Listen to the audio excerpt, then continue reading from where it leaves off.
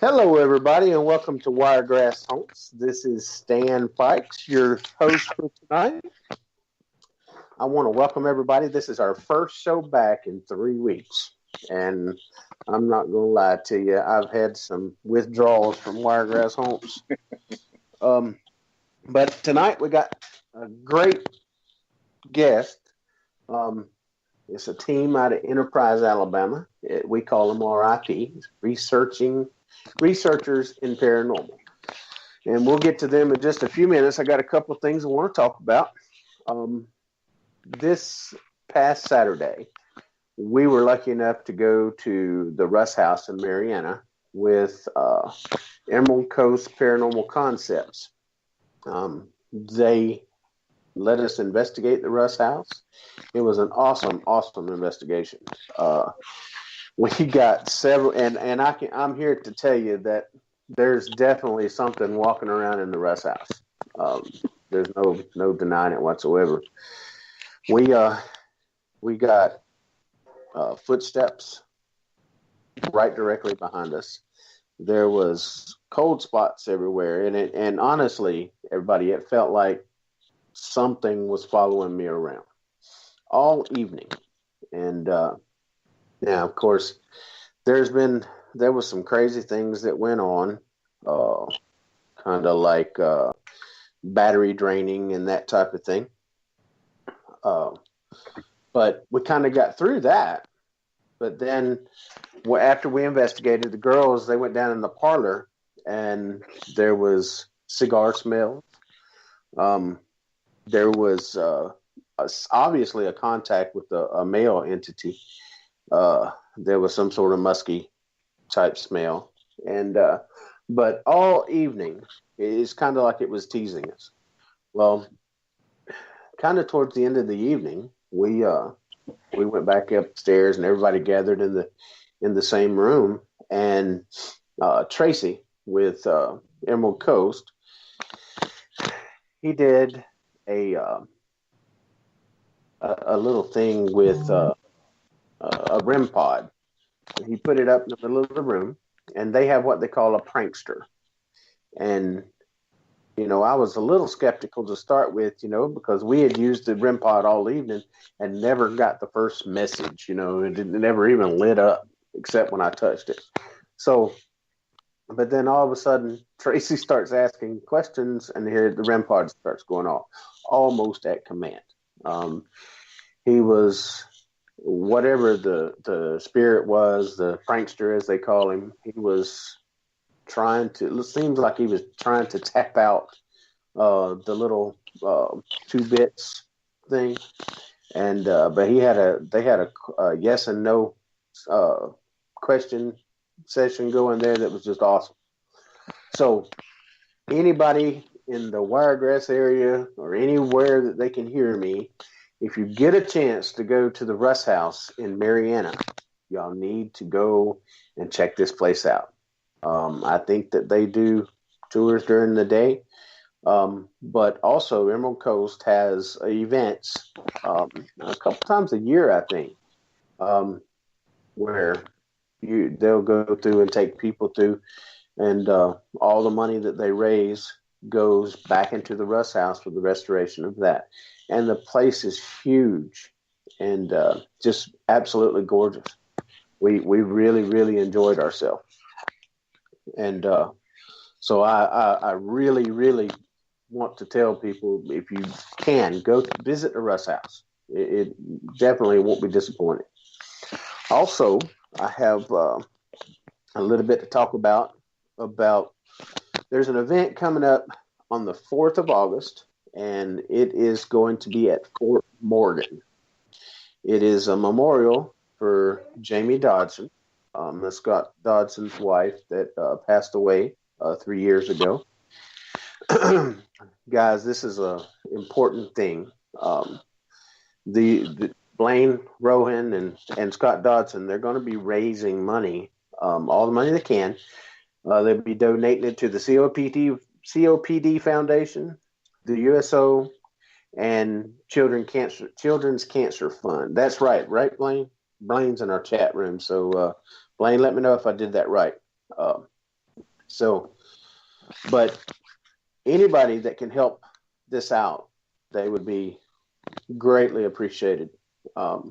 Jamie was affected by COPD. She was a paranormal investigator, and I never had the pleasure of meeting her, but everything that I've heard and seen about her, she was an awesome person. And anybody that can, if they want to, they just go on Facebook, put in Blaine Rohan and message him, and he can tell you exactly how to get the money to him. And of course, we're going out to Fort Morgan on August 4th, and then over to Fort Gaines. And now, I don't know about anybody else, but now I've never been to either. And even though this is going to be a daytime investigation, I'm stoked. I am ready to go.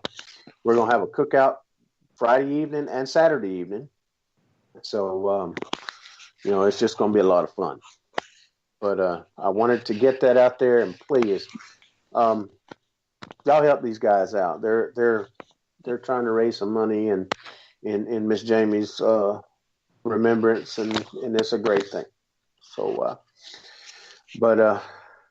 anyway, without further ado, I think I've got everything said, and I'm gonna go ahead and bring our guests on, and it's Mr. Jerry Timms and Tim York from RIP. Guys, are you there? Oh yeah, we're here. Yeah, we're here. Awesome. Yeah, the volume's a little low. Hold on a second. It may be my volume, guys.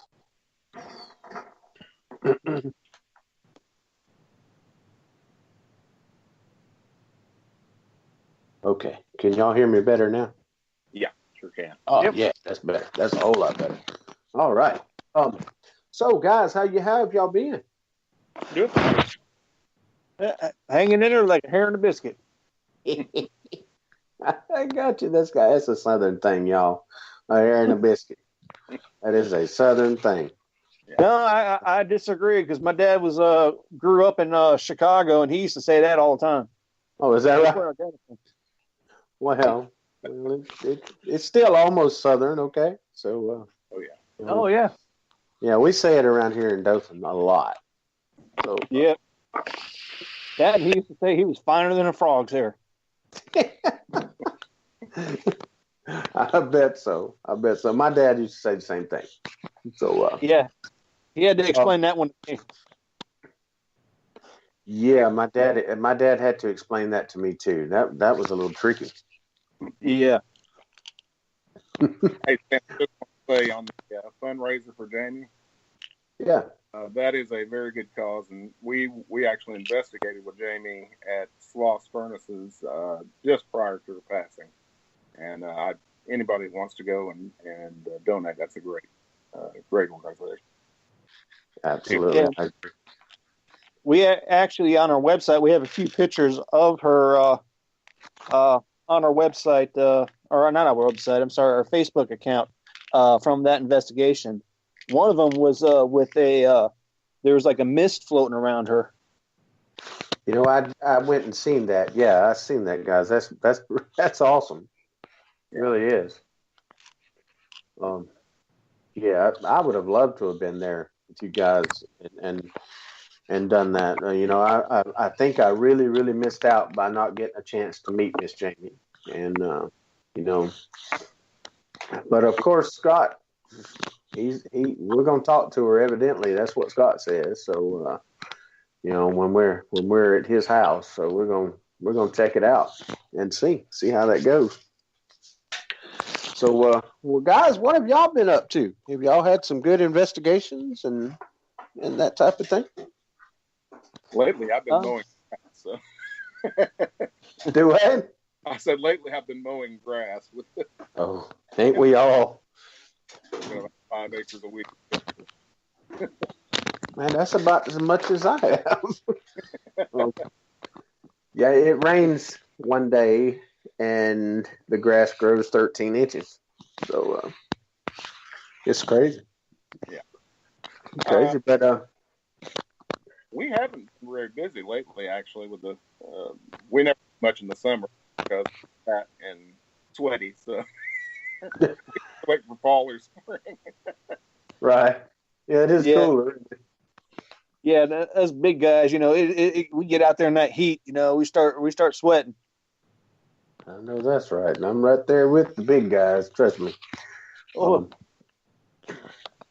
one of the things I want to let you know, I've got really let anybody see this much, but from our last investigation with you guys up at the Poly Jail, all my evidence kind of pulled up. So if we want to look at any of that, either the video or the audio stuff, and I am challenging you, Stan, next time to spend the night in jail. Same thing for you, Jerry. I definitely will. What cell did you sleep in the last time, Tim? Well, yeah, I went up there to sleep second floor, and trying to think. It was right outside of the dining area. It would be if you're going into the jail on the left side. Okay, so you were in J.W. Mann's cell? Well, I was going to sleep in J.W. Mann's bed, but there were rat particulate matter, number 1 and number 2, in the middle of the bed. So I said, well, I think I'll go to the next cell, and I did. No rat fecal, right? Those were raisins. Yeah. Oh. Yeah. I slept in Joe's bed because I got an EVP that said I was in his bed. So. Oh, cool. Yeah, that was awesome. Well, I definitely am going to go. I'm going to kind of transform some of my stuff that I have to do to one of our new members. Yeah, and he is itching to get into this. So, but I am actually physically going to go sleep in the jail, and I'm going to put an EVP recorder on my chest, and because I'm pretty sure I won't be sleeping. Let's say. we were out in the graveyard till like 3 a.m. at the city graveyard, and then we went in, and I think there were 4 of us that went to bed. And I didn't fall asleep for about 45 minutes, but it was a 3-hour period of sleep, and I got 8 EVPs. So that place is abnormally busy with paranormal activity. It just really yeah, and it's just spread all over that place. And the not this last time, but the time before. Yeah. We didn't have any issues with battery drainage and stuff like that, but this past time we did, and or I did, and so maybe we can do a little. We're gonna have a few more tools with us this time, so maybe we can ramp the energy up a little bit and get some more EVPs and stuff. Miss Vera, she was one of the tag-alongs that was with our group, right. And she got that shadow figure or whatever it is, right. On the steel shots. But which now Miss Vera's, she's joined our team and she's been with us for basically since Poly Jail, so she'll be there wanting to do that again. She slept in the jail, didn't she? She did. She's a brave lady because she was up on the 3rd floor. Everybody else was on the 2nd level. And go up there is pretty amazing to me by herself. She did that. Well, she lives in her house is a really, really super active place too. Yeah. We investigated it twice. And she, if you ever get a chance to talk with her, she'll tell you that she lives with paranormal activity every day, and she just has become accustomed to things like that. So it really, I won't say that it scares her anymore, but she does respect it. Trust me, she does do that. But yeah, it's going to be a fun event up there. In fact, some of my new people that's on the group. In fact, y'all met Sean at the thing that we had in Dothan. He has not been to Poly Jail. Him or his wife, either one. and they are itching to get in there. I actually took some of our video and audio and stuff over to them because they're the ones that does our data and stuff now. Mostly goes over EVPs and video and stuff like that. That's something they like to do, and they asked if they could do it. I said, by all means, please do. And they're pretty meticulous at things. So, but Sean is just itching. He'll message me just about every day. Is it time yet? Is it time yet? So, yeah. So it's going to be a fun thing, and we always have a good time with you guys when we go up there, and it's just going to be a good event. Yeah. And as long as Cody doesn't get bit by another dog, I'll exactly. Yeah, and I felt so bad about that last time, and I'm, wow. But hats off. And I really couldn't get into it because of that, and so I didn't really have that much fun. But that was just that was me. That wasn't the facility or nothing. I just couldn't get into it because I was worried about about him. Yeah, and that but hats off to you, brother. You went and took care of business, took care of the baby, and then you came back, and that's just tremendous thing. And like I said, my hat's off to you. He didn't want to go home. You should have just brought him with you, brother. He could have sat out there and watched. He's a cool kid. Yeah, I'm starting to think about doing that. If I can't get a babysitter, I mean, it does make me a little worried about something getting attached to him. But like public events, I don't think it should be a problem. Maybe not private investigations, but all right. Well, I mean, if of course, are you going to sleep in the jail? I plan on it. I mean, I planned on it last time, but I couldn't get my mind straight, so I couldn't focus on it. Well, I wouldn't let Cody sleep in the jail, but if he wanted to come and sit at our command center, that'd be great. That'd be fine. That's probably what I do. But it's just a great place to go and everybody to experience. I tell everybody, hey, go to Union Springs and look at this jail. And it is it's awesome. And the minute I walked in there, the very first time, I was hooked. There was no turning back. I felt like I was home. If that kind of sounds odd, right? You're home in a jail. But if you remember, we were actually doing the investigation at the Big Oak Tree in Geneva that very next day. And, remember I told you guys, when I told y'all about it, that I just felt completely home. Yeah. So I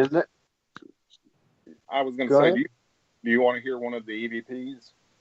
Absolutely. Okay. I'm going to turn the camera around and just kind of show you my screen and play this one. I told you, Joe, it's actually Jeff Slip here. It's the guy's name. But can you see the computer? Yeah. Okay, here we go.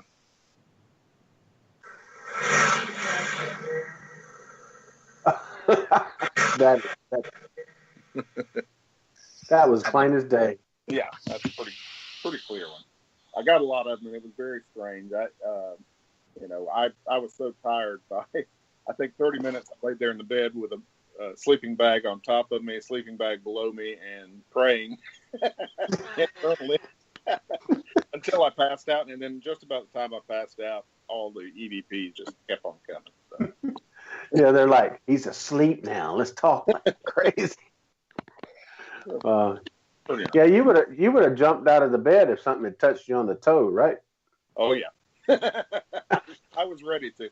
But what's weird, I think a lot of people think in paranormal research that you're, I was afraid of the dark as a child. And so I figured I'm going to be scared half to death. And normally I'm not. And that's quite unusual.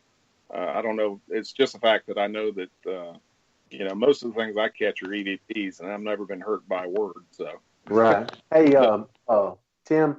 Yeah. Teresa and Blaine wants you to replay that. They didn't understand what it said. Okay, let me pull it back up and kind of minimize behind me. Okay, I'm going to turn back around and play it.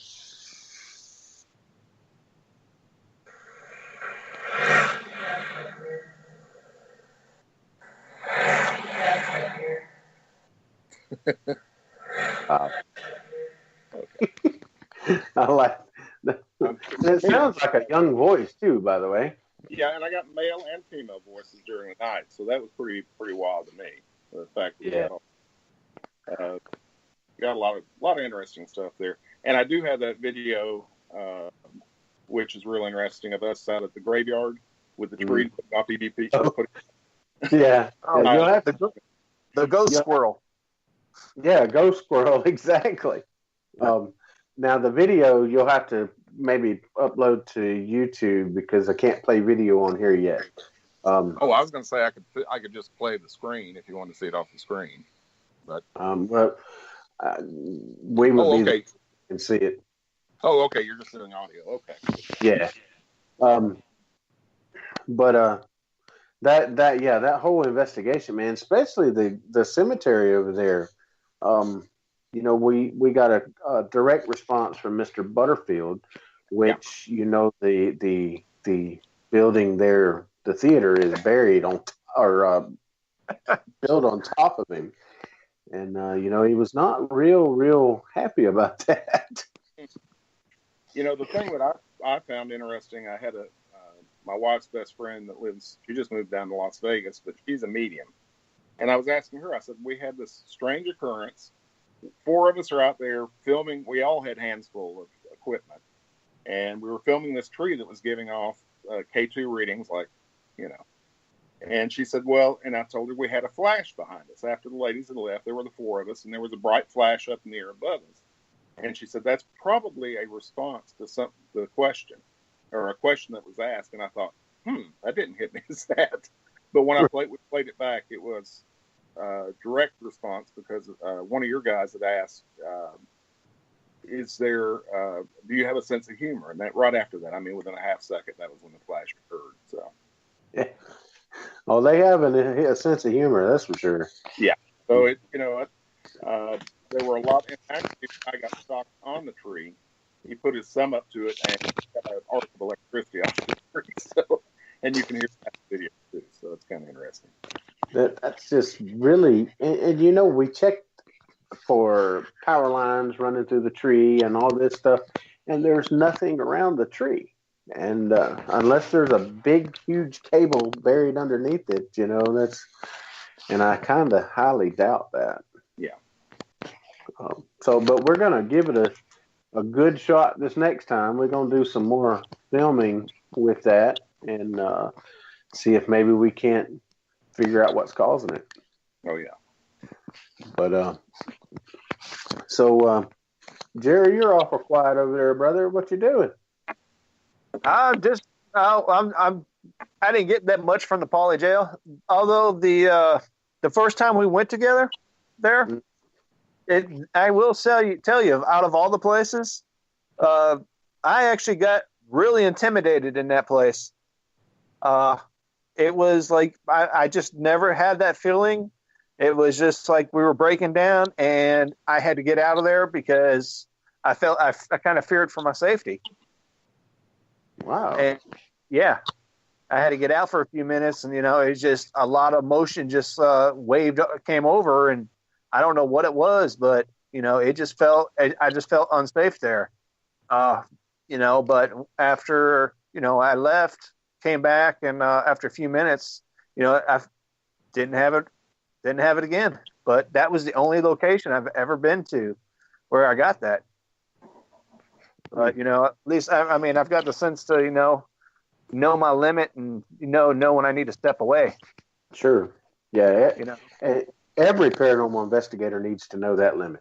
Because all they'll do is endanger their team and themselves and anybody that's around them by ignoring that. So That's a good job for sure. Yeah. And yeah, see, basically the feeling I was getting was like just all of a sudden, out of nowhere, it just felt like a whole group of people just came, rushed at me, and just stood around me, like they were bowing up to hit me. Wow. And yeah, I just didn't feel safe, and I was like, you know what? I need to get out of here for a few minutes. Something so them prisoners didn't like, right? Yeah. And like I said, this last time I didn't go in there, but I mean, as I didn't go in as much, but that first time, yeah, that was pretty intimidating for me. But well, I think all of us had that very first time that we went had each of us had some intense situations that we could recall back on. My very first, while I was setting up equipment along with Chris, I was touched. Chris was pushed. And, it's kind of like somebody was just like taunting us, like, hey, what are you going to do about it? That type of thing. That was the whole idea I had. So I don't know if you guys felt any physical thing there in the jail, but Chris and I surely did. Yeah, I didn't feel that much physically, but yeah, you could feel energy. There was plenty of it there, and I'm sure most of it was negative, since that was a pretty negative place to stay. So yeah, I guess the guys were wondering what in the heck we were doing there. Why did someone show in? Like, why in the world are you gonna come to a jail to talk to dead people, right? Yeah. We're just trying to get their story out there. And see, the strange thing is that was our third jail we've ever investigated. Wow. We did the Elba jail, Poly jail, and we also did the down in near St. Augustine. I just drew a blank on it. I broke my foot, so I can't help you. Yeah. Oh, Clay County Jail. Okay. Yeah. Is that where y'all got your scream? Yeah, that's where we got that scream at. That's cool. Yeah, and I've been wanting to go back, and I mean it's not that expensive to investigate, but a lot of it is just the timing. Sure, and I mean it's not that far of a drive down. No, especially we found a really cheap camp there we stayed at. I mean, it was I'm trying to remember what one of our investigators' husband said about it was what Susan's husband said about it. Basically, it was a crapper in the woods. And it was like an old Girl Scout camp converted into a city park or some kind of like open campground where you can go out and rent these cabins. And we ended up renting a 4-bunk cabin for I think it was like $20 a night. Oh, and wow. and it had a bathroom and shower, but didn't have heating or AC. That was the draw side. But it looked like the set from Friday the 13th. That would be cool. Yeah, the cabins. They looked like Friday the 13th. But the cabins were pretty cheap, and they have like bigger cabins where you can rent out that can hold up to like 50 people if you needed to. Now that's a cabin. Yeah, but you can have a potty. Oh yeah, I mean it was maybe 10 minutes away. The jail, and the jail. It was only like it was $100 to do the jail and $200 to do the jail and the original courthouse. Did you guys do the lighthouse? We went to it in the daytime. We asked around about the investigating the lighthouse, and we found out you'd need about maybe $10,000 to $15,000 to do that. Oh no! Okay. Yeah, that was a little bit too high. That's a little bit out of our budget. And that's way out of the budget there, brother. Yeah, and I really think that with the TV shows, they were just doing that for publicity. Sure. Yeah. But yeah, that jail, it was.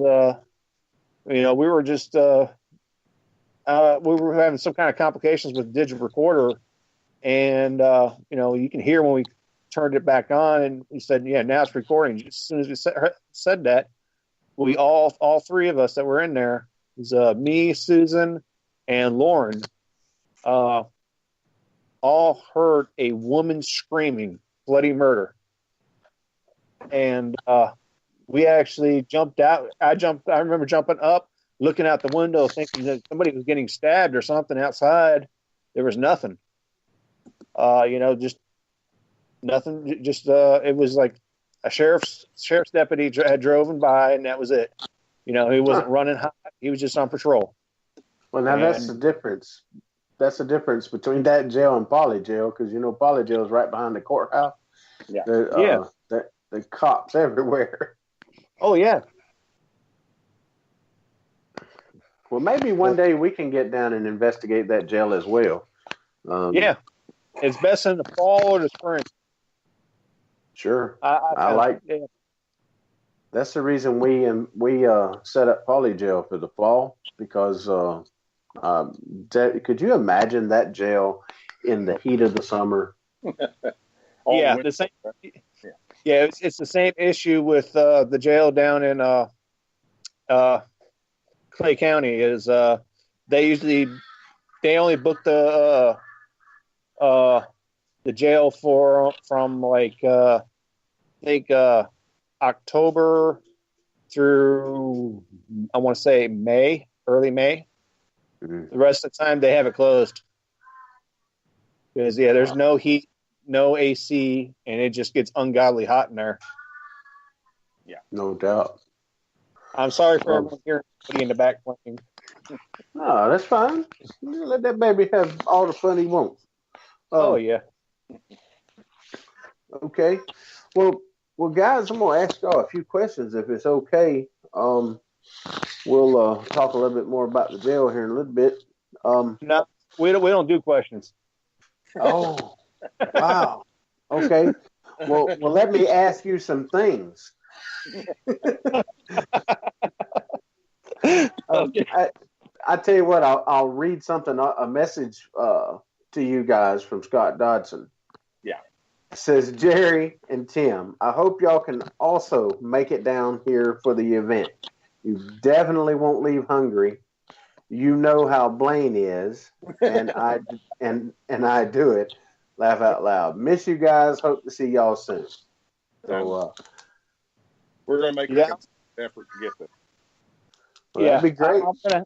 I'm gonna probably have Cody with me, but I'm gonna try to come down for it. Well, right now, it's looking like I will.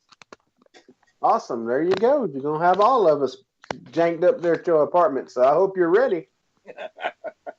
There we go. Okay, I'm gonna ask y'all some stuff. All right, go right ahead. That be okay? All right. Axe away. All right, axe away. All right, guys. First off, how did you get your group to come about? How did y'all form your group and why? Ooh. I'll leave that to Jerry. I was a little late comer. Oh yeah, Tim. Hang me out to dry. Well, I don't know what your method to your madness. I'll tell you mine in a minute. Okay. Well, what happened was we were all originally part of another group, and we and I'm not going to mention the group because I want to be polite. But we didn't see eye to eye with the founder. We were having issues with him dumping all the evidence, EVPs, video, reviewing all the video, reviewing all the audio, all on one person. And it was too much. And he would get mad if you didn't have it done within 2 days. And with 6 cameras and 3 or 4 audio recorders, it takes a long time to go over. especially working a full-time job. And we didn't like him following some of the rules that he said he didn't follow for us, and we all decided, we would like to start our own group and do our own thing, because we didn't feel comfortable with provoking, or we didn't want to provoke anyone, and it was just a lot of investigations weren't being followed up with the being closed out properly, or even being set up properly. We'd show up for an investigation and find out, after we paid the babysitter and all that, there's no investigation. And the excuse would be, oh, I forgot. Well, when you got 5 people that had to make all arrangements for everyone else and reschedule everything, and don't even give them an hour notice saying, hey, it's canceled. It's like, you know what? You should have called up earlier in the week and followed up and find out and make sure everything was going through. Mm-hmm. So we had talked about it, and we went to the founder, and we told him what we didn't like about it, and if there's something we can do. So he said basically no. It's his group, and he wants to run it that way. And so we decided to start our own group, and instead of one founder making all the shots, we figured we originally started off with 5 founders, and unfortunately 3 of them left. 5. 3 of them left, and actually no, 4 of them left, and 3 of them left, and then after Tim had done a bunch of investigations with us, we asked him to be one of our founders. And the reason why we have an odd number, right now we only have 3 founders, and we want to keep it that way, so that way it doesn't divide it. There's always going to be that odd number, so that way that deciding vote. And we work together with the 3 of us, that we make sure that all the rules are followed, that we decide on who's going to be an investigator or not.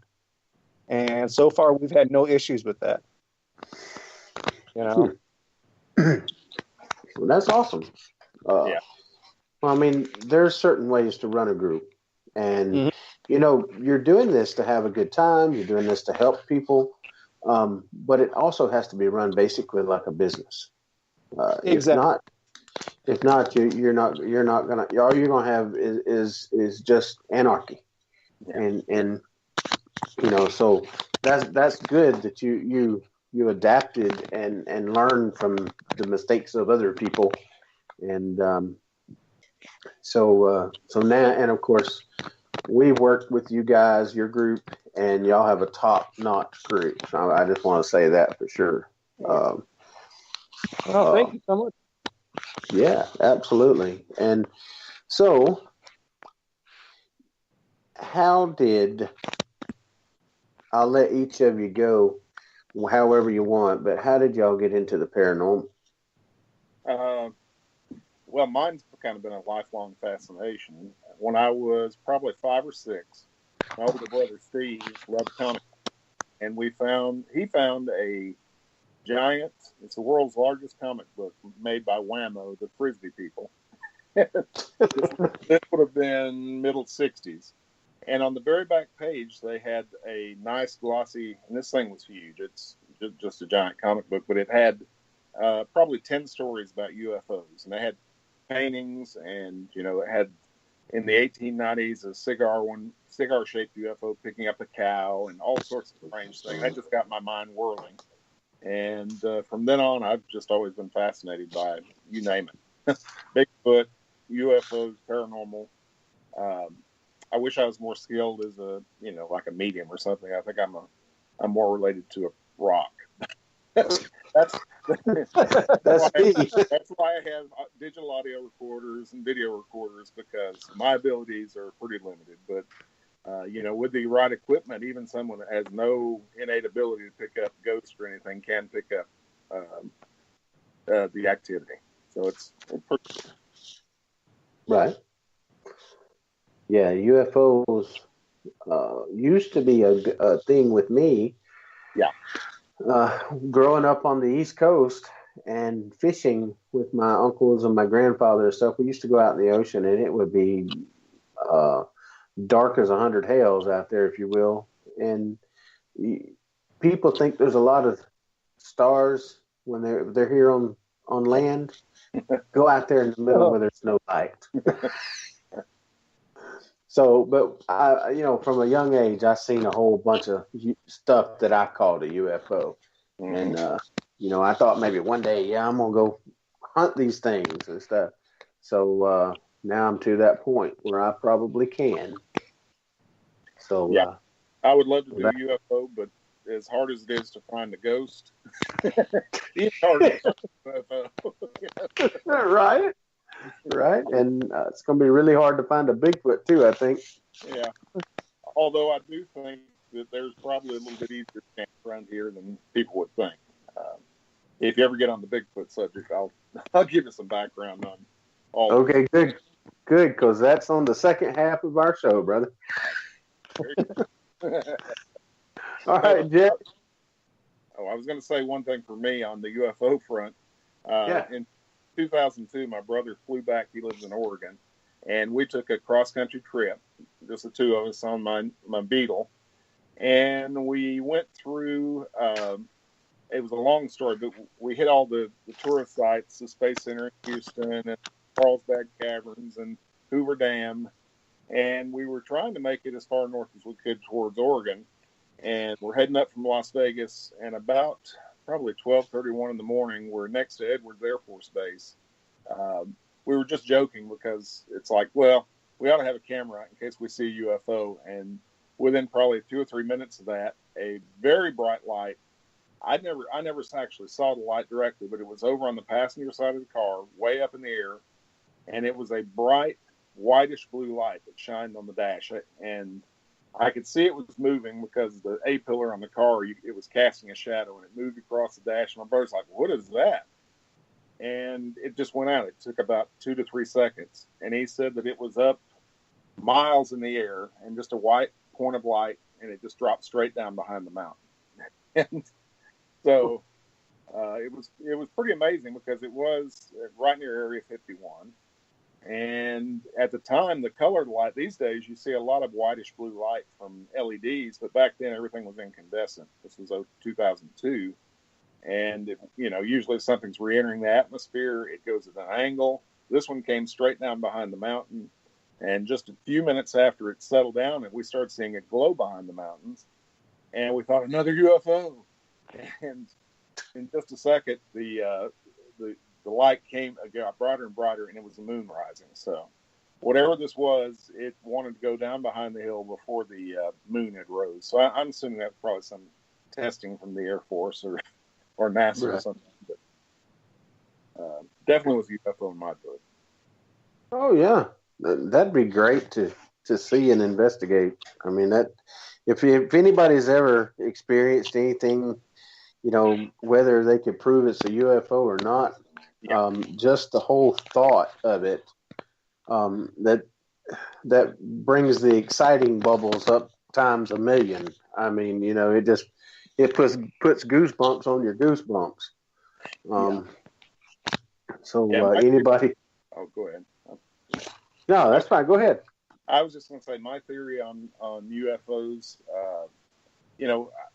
Forever I thought they flew here, but the vast distances in space, there's just no way that, it's going to take us forever to get to Alpha Centauri, and that's 4 light years away. I do believe that if there are truly UFOs, they're probably multi-dimensional spacecraft, aircraft, whatever you want to call them, and they're able to travel either a lot faster than we could travel, even at the speed of light, to get here because everything is so separated. But I'm a true believer in UFOs. You're right. There's just so much space. I saw a thing last night showing the Hubble telescope, and they took a picture above the Big Dipper where it's just blank space. There's nothing there. And they put the cameras on the same spot for 2 or 3 months on the Hubble. And they came out with a picture out of this black darkness of just untold number of galaxies that, we never even thought were there. So they're thinking that the universe is at least 10 to 20 times bigger than they could even think it is. So that's pretty amazing stuff happening. Isn't it usually bigger than everybody thinks? I mean, the more and more you look at the space and it's got to be stuff way, way there. I mean, it's just the way I see it. Well, they tried to extrapolate and tell you how many planets there are, and it was something to the 23rd power, which he said basically if you took every grain of sand on every beach in the world, there's a lot more planets than every grain of sand. So wow. It's unimaginable how many chances there are for life to be in the universe. Sure. For anybody to think there's just one planet that's got smart, intelligent creatures, I hate to tell you, but we're not that smart. No. They're out there. We just haven't seen them. Exactly. All right, Mr. Jerry, how did you get into this field called the paranormal? Well, kind of like I guess kind of like Tim a little. No UFOs though, but I've always been fascinated. Growing up, we had this book in the house. It was like mysteries and unsolved or unexplained. I think it was put out by National Geographic or something. My parents got it from Reader's Digest, and they were just small little short stories or short little like paragraphs to a page of things. Anything from UFOs to ghost to Bigfoot, anything, pretty much anything paranormal you could think of. And I used to love reading it, and the same thing with whenever there was like a special on around Halloween, there'd be like ghost stories or something like that I'd get into when I was a kid. Then when all these documentaries started coming out of ghost investigations, basically, that's when I started really getting into it. My sister was also with watch it with me, and she was also into it. And we always talked about going on a ghost investigation and all that, but we didn't know how or who to go contact at the time. So we really never. And then after she passed away, and this was about when all these ghost hunting shows were on, I pretty much started getting into it even more, and finally found a group and started going on investigations then. And I know one of the first investigations I've ever went on with Blaine was actually the very first time I met him. Was we basically had like a little get together up in Birmingham, where we ended up going to Shelby County Confederate Cemetery, and we went to Slosses Furnace in the daytime.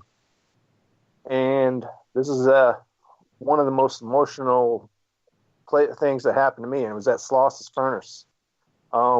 Basically, the whole story is we were getting ready to go back down into the tunnels, and it was like August. It's hot, and I just did not want to go down there. I just wanted to find a shady spot and sit down and cool off. I was just burning up. And Blaine said, nope, you need to go. I don't know why, but you need to go.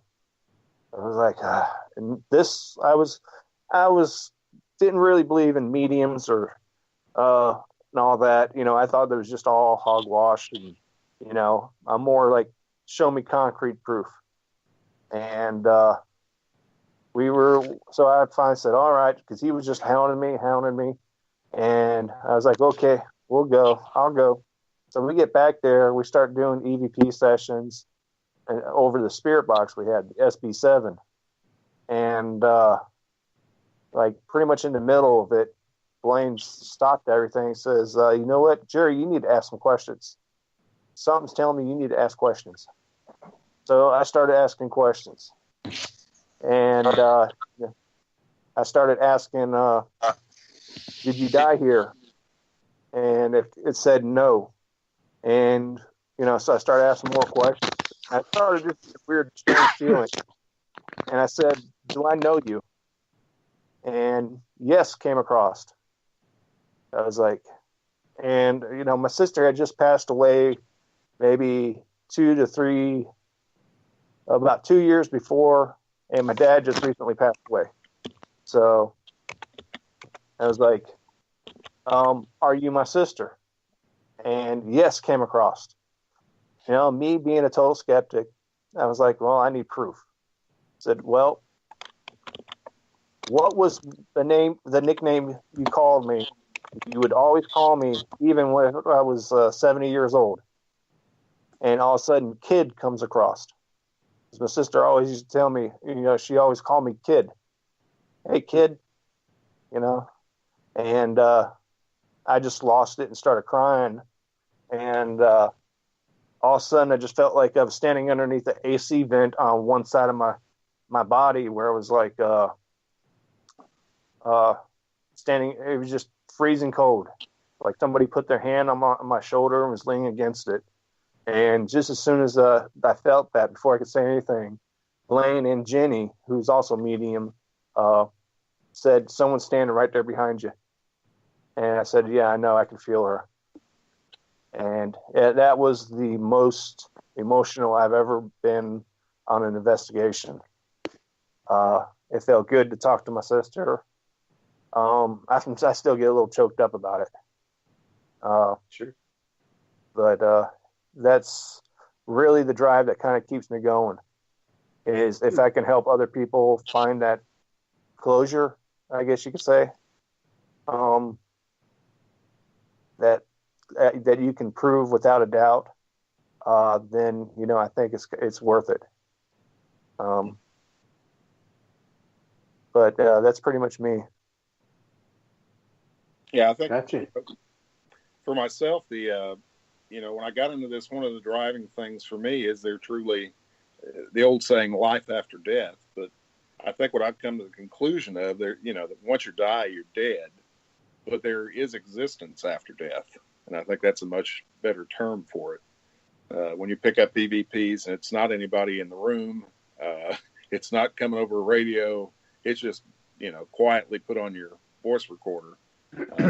I pretty well answered that question for myself, but now the curiosity is, what can we find out? What can we prove? I'm more fact-based, so I like to see, something in black and white versus just, it's great to hear a story, but, I'm out there trying to find the actual information. So that keeps me going. Sure. Absolutely. And Jerry Blaine says, I'm glad I could help you, Jerry. I appreciate it. So that's awesome. Well, guys, we're right here at our break. So I want to let everybody know, if y'all have some questions, post them in the chat room. And when we come back from break, I'll ask them.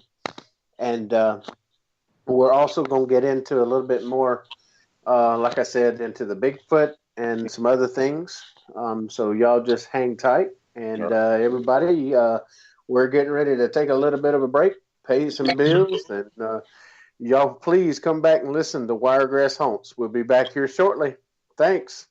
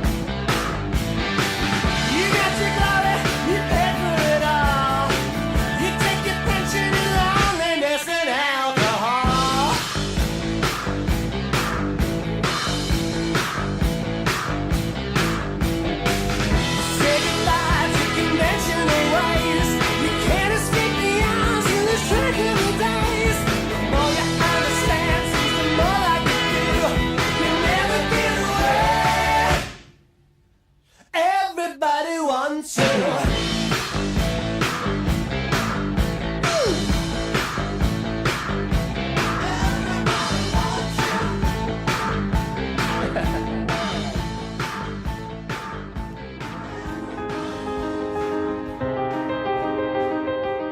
Have you thought about becoming a published author?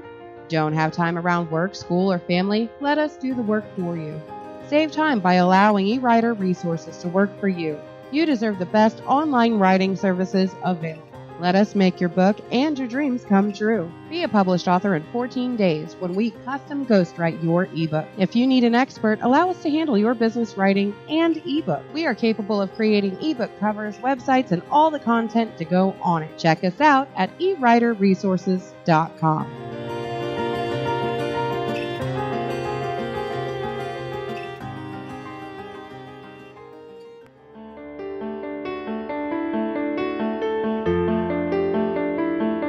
Do you want to have family portraits made but can't afford the costly photographers out there? Do you want to help someone local grow their business with low-priced, budget-friendly photo shoots? Would you rather have someone who is understanding of what you need in a photo of your family? Want someone who will listen when you have ideas during your photo shoot?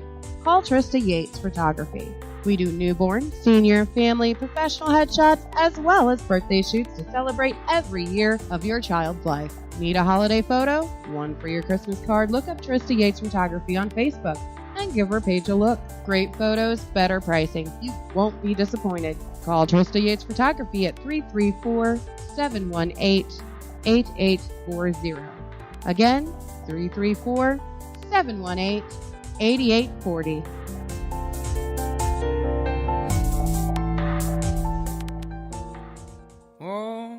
Father, tell me, do we get what we deserve? Oh, we get what we deserve. And where down we go, oh, oh, oh, oh, oh, where down we go, oh, oh, oh, oh, so where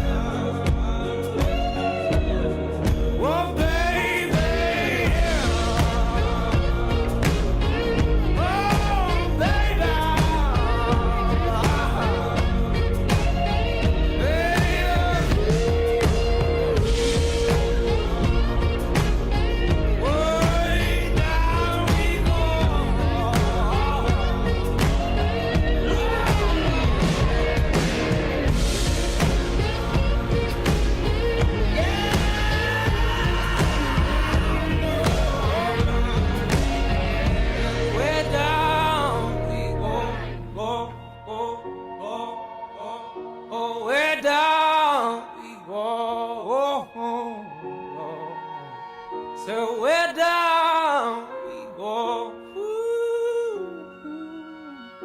Way down we go.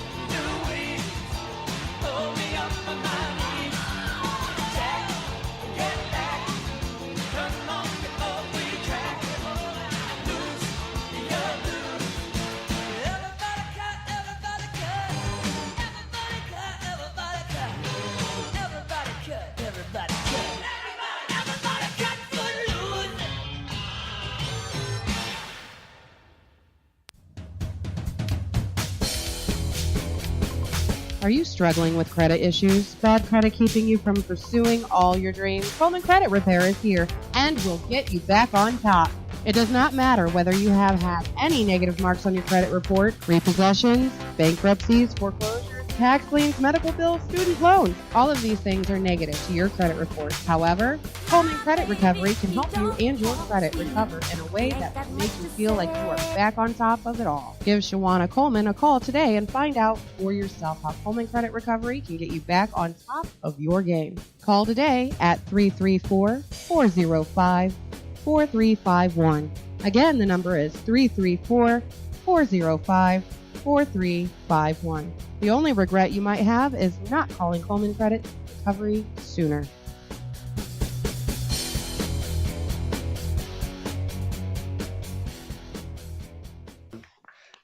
Hello, everybody, and welcome back to Wiregrass Haunts. This is Stan Fikes, your host. We have had an awesome show. Our guest, if you're just joining us, our guest is researchers in paranormal. Jerry Timms and Tim York. Um, we've gone so far. We've talked about all kinds of things, and it's just been an awesome show. And what we're going to do now is get into a few questions for these. Well, hold on, some things, because these guys say they don't do questions. So it's just things. So I'm going to ask some things. All right, let's see. Out of the chat room, first off, the very first question that I seen: are you guys looking for new members? Yeah, we're always looking for new members. You know, we're based out of Enterprise, which ain't too far from Dothan. So we're about probably the same distance as you are from Dothan. So I can send some people to you guys. Sure, we'd be happy. Yeah, we have a list, brother.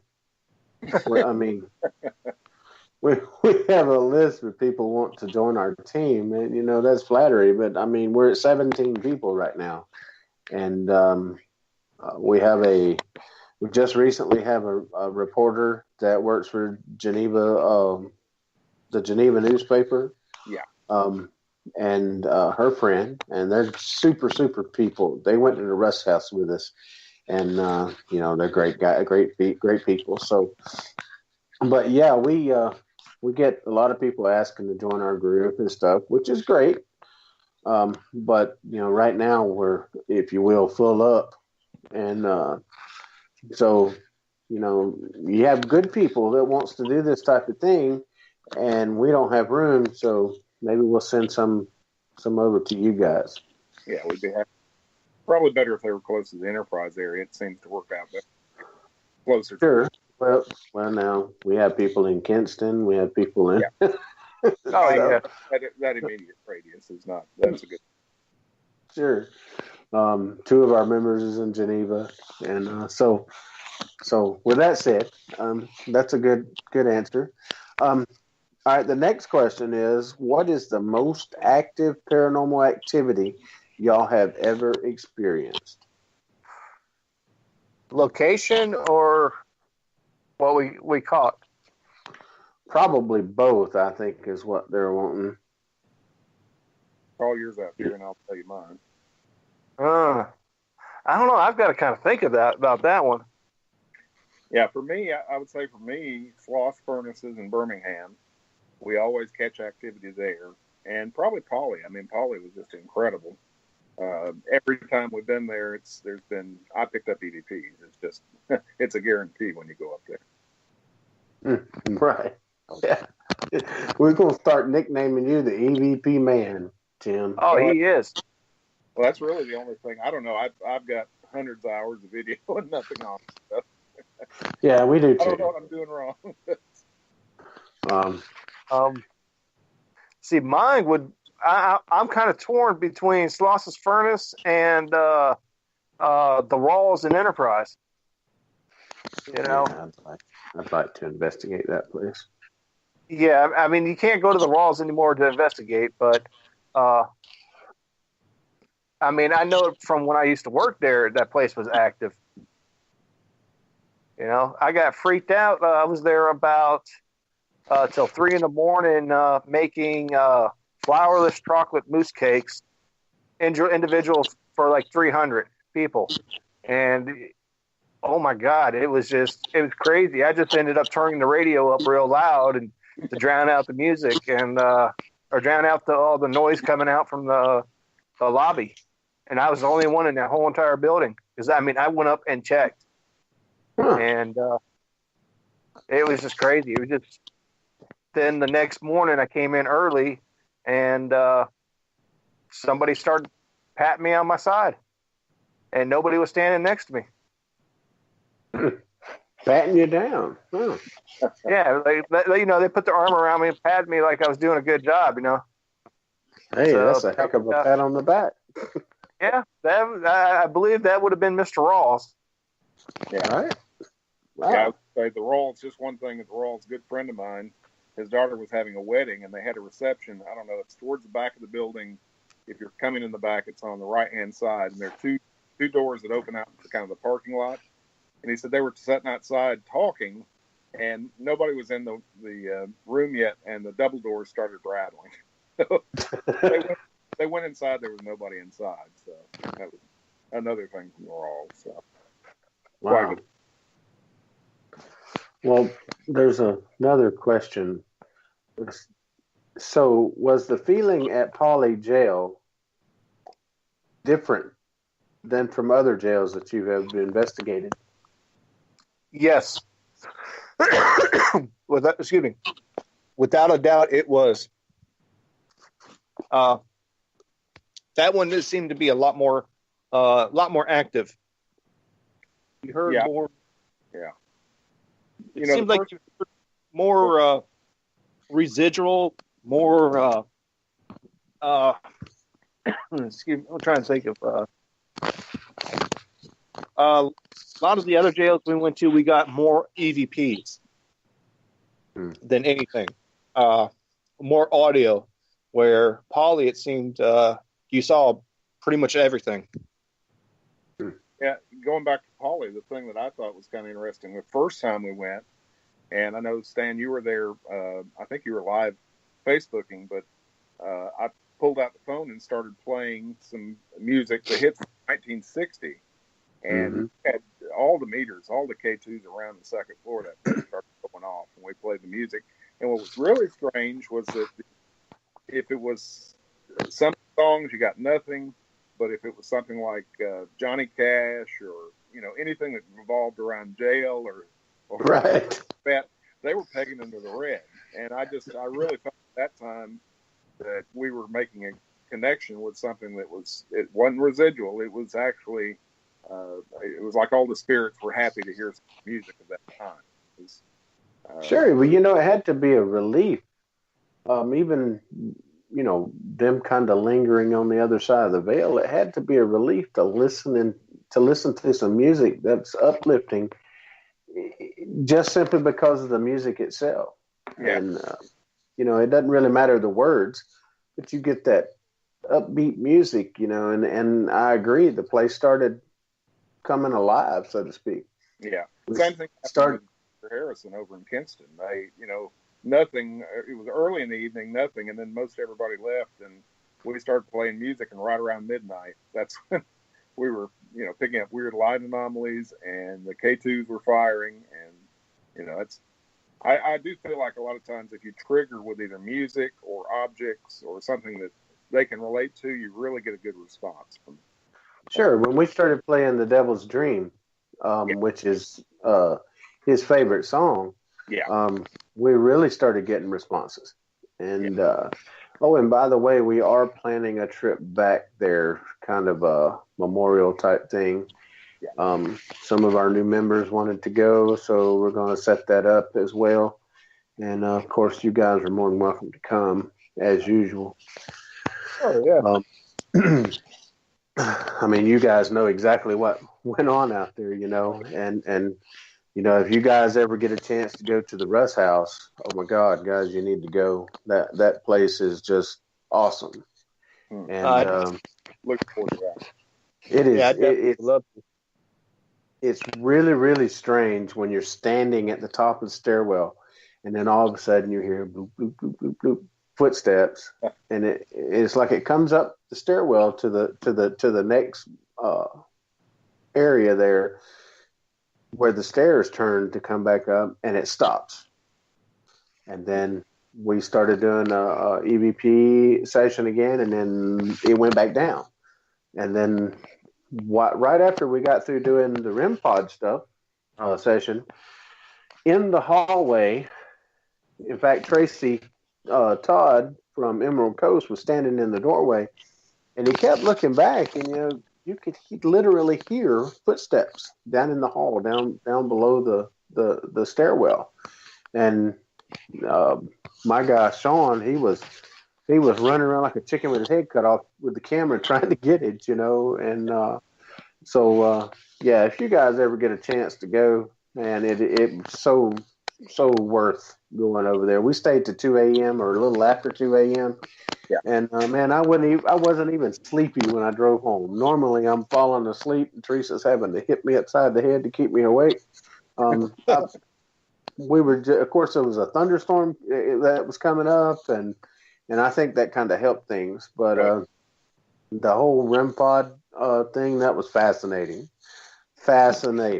and I really give Emerald Coast hats off, because they really do a good job over there, and preserving that Russ House. And anytime we can help them out, that I'm all for that, because that's just a great place to investigate.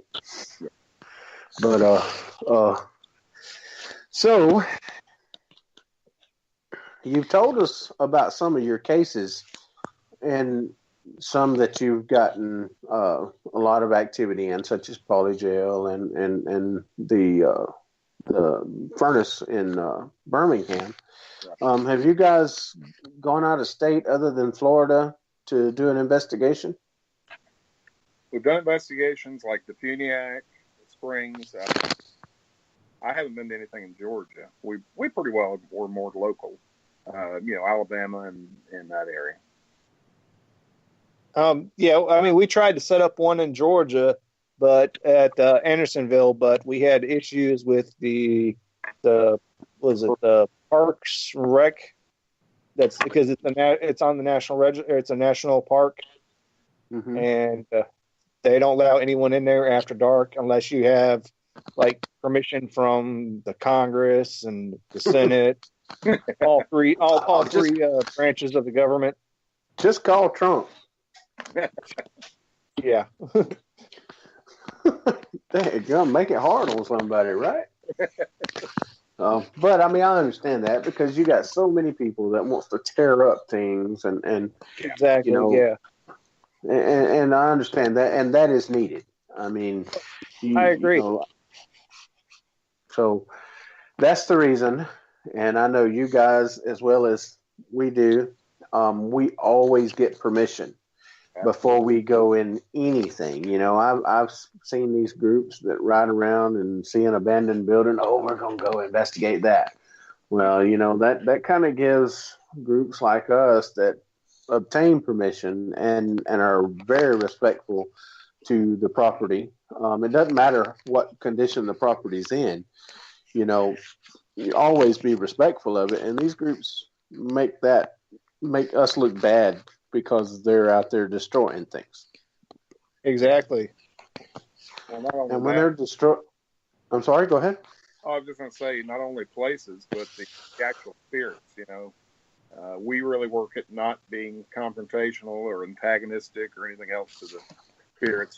You got to treat them like humans. I mean, if the spirit is truly a spirit of a person, they're going to not accept somebody provoking them or whatever. They'll be mad. And I've always found that you get more when you treat them with respect and treat them just like people. So. Yeah, I agree. And I read a thing. We were on the way to New Orleans for vacation this year, and I was reading something, and it was about all the graves, and some of the cemeteries had been vandalized, and they were literally closing these cemeteries. You had to have a guide to go in, and to see the cemetery, because we wanted to go see Marie Laveau's grave, right. which it turned out we did the voodoo tour. Yeah. And which, of course, that was a crazy guy. And I got that whole thing on video. Okay. I'm going to upload that to YouTube when I edit it a little bit. And you guys need to watch this guy. He calls it voodoo. And it's according to him, it's not evil by any means. And it's all just ritualistic type, but it has something to do with families, you got some people gathering food, you got this person's got a job, and so on and so forth. And, so it was a whole lot different than I thought it was going to be, Here, where's all the evil stuff and the ugly stuff, the bone shakings and stuff like that. And evidently, it's not that way. So, and he told us that Marie Laveau was not in her grave anyway. So that would have been that kind of a spoiler to me, But yeah, man, when people go to tear up other people's, and the disrespect that is involved, and then people pushing over grave headstones and stuff like that, that just really burns me up. And if I went to my mother's grave and somebody had vandalized it, I would probably go into a rage, and so that wouldn't be good. So that's why we obtain permission for one thing, and we make sure that people know that we're there, and even if we have to broadcast it, so because we always try to leave the place cleaner than when we got there. So and I know you guys do too, and but all right, let me ask y'all another thing. Since y'all don't do questions. Okay. All right. So, do you guys believe in Bigfoot? All right. Nah. Do you believe? Okay, Tim, you believe in Bigfoot. Do you believe there's a very good possibility. do you think Bigfoot's in Alabama? I think everything I've done in the research, and I did a lot in the 90s, I don't think in our part of the country right down here, I don't think that there's a population. But I do think that there is probably a travel route, probably seasonal, from trying to move with the food, because we've had for just about forever reports of them in the area. And I know that in like Esto, I think it was 58 or 59, a young girl saw one come out of the woods. In the 90s, 2 warrant officer cadets at Fort Rooker at different times spotted them transitioning down in the lower areas, down by the rivers. And also you've got like Two Egg, Florida, which is, they've got their own little monster there. But I think that they do transition through the area. I think just recently, Evergreen, Alabama, which is not far from us, has just designated themselves the Bigfoot capital of Alabama. So, I've seen that. Yeah. It's over towards Crenshaw, and you get into West Alabama, and I used to do a lot of north of Mobile, and you get in that area, and it's just, mainly rural woods. Plenty of habitat for them. There's plenty of habitat. And there's a place in West Alabama. Is it Scottsville, or something like that? Yeah. That has had several sightings of Bigfoot. Some of their people that live in the rural areas and stuff, like you were talking about. A lot of wetlands and stuff, because that's right there by the river, right? Yeah. Mm-hmm. Yeah, I saw a lot of it too. It could be, back in the 60s, my uncle had a woolly monkey that was imported from South America. Now, there's no monkeys here, but he had one, and if that thing got loose, God knows what people would report. It loved to and the thing I'm thinking is, in South Florida, there was a lady, probably again 20 years ago, that had pictures of a skunk ape in her backyard, and it looked for all the world to me like an orangutan. So if somebody, had an orangutan, I know there's monkey populations in South Florida that escape during storms. If somebody had a pet, whatever, and it got loose, that could be some of the sightings down there too. But go ahead. I was going to say very quick about the monkey thing is, I was out camping with the Boy Scouts years ago out there at Fort Rucker, and I swear to God, one morning I heard a monkey out there. Well, now you're a believer. I didn't say it was Bigfoot. I'm just saying. I just heard a monkey. Yeah. So Jerry, you don't believe in Bigfoot? I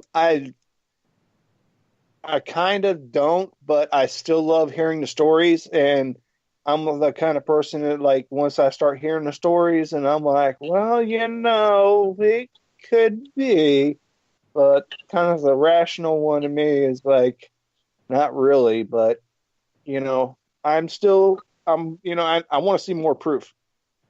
Well, I look at it like this. Bigfoot's an animal. Yeah. We don't know what's running around in these woods around here. I mean, there's stuff that nobody's ever seen, I'm sure, or can't identify. Right. And so if there's as a good friend of mine, really good friend of mine, that told me a story the other day.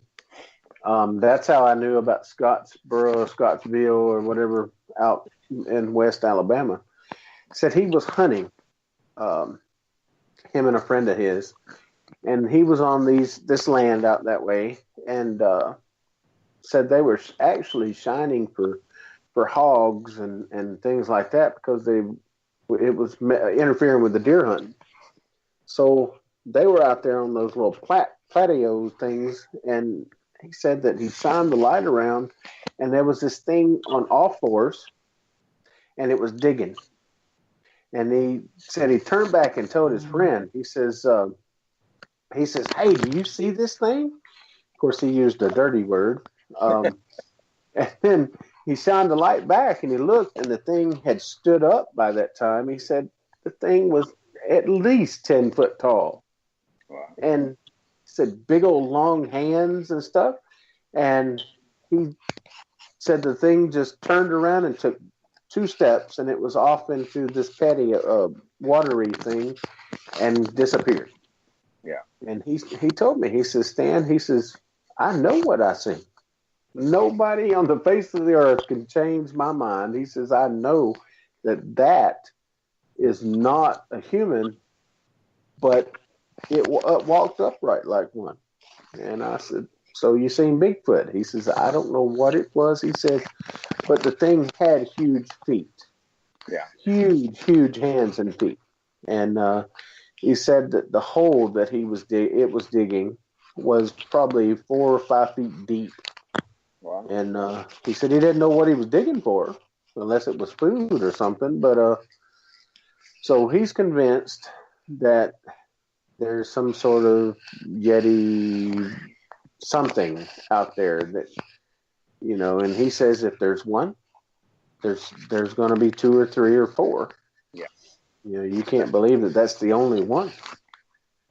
And I really have the information from experience. I haven't feel, but what you see in a lot of the finding Bigfoot and that sort of thing is that they travel along rivers and in forest areas, and people say, well, if with so many cameras out, everybody's phone, somebody taking a good picture. Generally, it's if you go in the woods and try to take a picture, your phone really won't focus very well, and by the time you get your phone out and get it turned on and camera and everything else, most Bigfoot are out gone. Sure. Most sightings are only a few seconds until they see the person seeing them, and then they're gone. So I don't write them off just because nobody's got great pictures. But I do think that there can be 10, 15,000. That sounds like a lot, but you spread them over the West Coast and Canada and everywhere else. That's just a few of them in every area. So. Well, see, the one thing I got problems with hearing stories from hunters are, they're out hunting, they see something like that, but they don't shoot it. Well, my philosophy is, I know it could be some guy walking around in a ghillie suit. Well, if he's walking around in a ghillie suit, he needs to be shot. I'm just saying, you're out there in the woods where people are hunting. You might as well just walk around and say, well, hold up a sign that says, please shoot me, or, it's because let's face it, I hear these stories about these hunters. They have it lined up in their sights, but they don't pull the trigger. Well, they a lot of them, Jerry, say that they see the face and it's very human. It's not a gorilla or whatever. It looks more like a human being. And who wants to commit murder on something you don't know if it is a guy? I agree with that for sure. All Yeah, year out. Once it's down, if you find them and it's a human, then you dig a grave. There you go. Problem solved. Jerry, go cover it up. Yeah, nobody knows but you.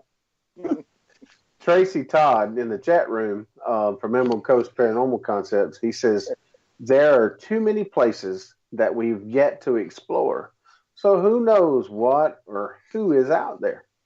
I mean, I agree with that same thing. I mean, this world is huge, and there's no way we. I don't know if you guys did you guys ever watch Finding Bigfoot? Because that's what watch would do. Did you ever watch Finding Bigfoot, the TV show? The reason I asked that is because on the show, one of the best thermal hits they ever had was just down below Lake Seminole. They had a thermal hit, and Bobo went and recreated the Bigfoot, and the Bigfoot was over 8 foot tall, and you could see it had abnormally long arms, and it was swinging. It walked between two trees. So that it's interesting that some of the best Bigfoot footage lately is within 50 miles of us. So. Wow. I wonder what happened to my peaches on my tree. If they're there, and that's the thing, they are omnivores. They'll eat anything, grubs, fruit. If they're out there, they are a creature of seasonality. So they're going to go where the food's at. Where is it growing? And that's why I think a lot of times there's a slight migration. They'll move, further north or further south based on whether it's hot or cold and where food is. So just like they could just travel. Go ahead. They said they could travel down the Chattahoochee River from the Appalachia Trail. Yeah. Yeah. Well, I think rivers and tributaries are a good place to hide. I mean, you usually have woodlands around it, so and they know how to. If they and this is an if they do exist. If they do exist, they're experts at hiding. We're just idiots that go out there and look for them. It's. People think, I already see them. Well, there's a reason, because they do it for life to live and survive. So that's my thought on why we don't see as many of them. But I think it's going to take a body before anybody will believe it, for sure, in the general public. So, Jerry, it's your job.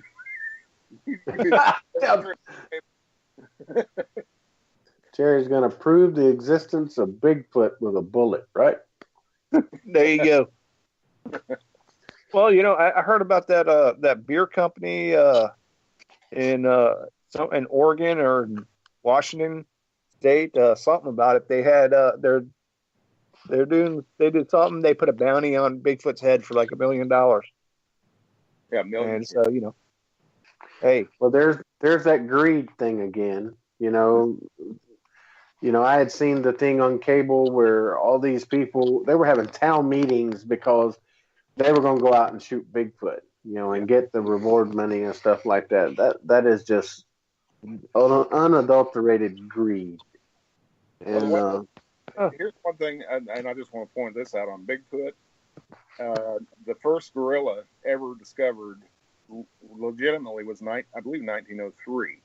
And prior to that, there'd been stories for hundreds of years of these big, giant animals roaming through the woods in Africa, in the mountains, and nobody believed it until they actually found a real gorilla. So it's not to say that's never happened before. It's they're just good at hiding. So gorillas are the same way. If they hadn't found them, there'd just still be a myth on gorillas. So I think yeah, exactly. Teresa had a question. Why doesn't Bigfoot attack the hunters? I think that it goes back, what I've studied on Bigfoot with Native Americans who were here, a couple hundred years ago. We weren't here, but they were here.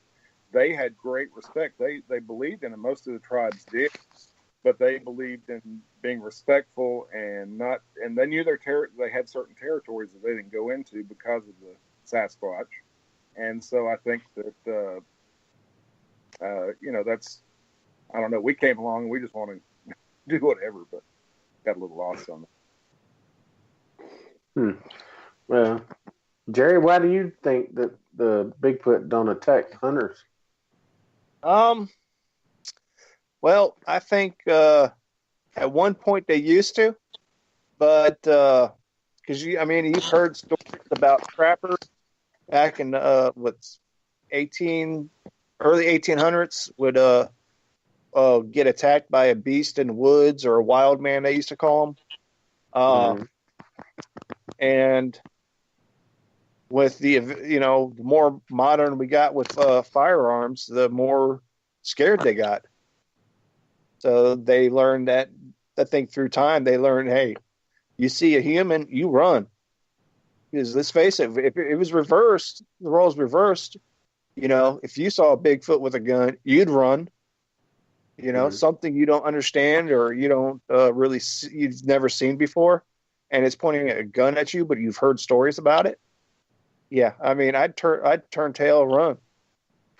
So that would go back to the whole thing. People or these type of beasts are scared of humans simply because of the destructive nature of humans as it is, right? Yes. You have so many humans that they know that, if they were to kill one these days, that they would be swarmed. So I do think they're pretty intelligent, and they just want to live their life and be away from the humans. So there's a lot of places for them to hide, even around here. Oh, yeah. Stan, have you ever seen that movie Legend of Boggy Creek? Can't say that I have, Jerry. It's a movie that was made. Still very high. Yeah. Yes, it is a very, very good movie. It actually, first time I saw it was in Chicago, when I was living up in Chicago. It scared me, okay, because I was watching in the dark, and I actually looked out and I saw the drug dealers on the corner. I go, whew, I'm safe. Okay. You see the gangbangers and say, oh, okay, I'm safe. I know they got guns. They'll protect me. That's kind of sad, but but it's I want to say it came out in the early 60s, and it's kind of a documentary reenactment thing. The director of the movie is basically telling stories of his town located in Boggy Creek, and I think it's in Arkansas. Yeah, Arkansas. Yeah. And how some attacks on houses from the Bigfoot or Sasquatch, and they sent swarms of people out in the woods to hunt them, and a couple people took shots at them. So it's possible that they've gotten wounded, and they know that they've learned from it. Okay, this is the thing that I have with Bigfoot. Okay,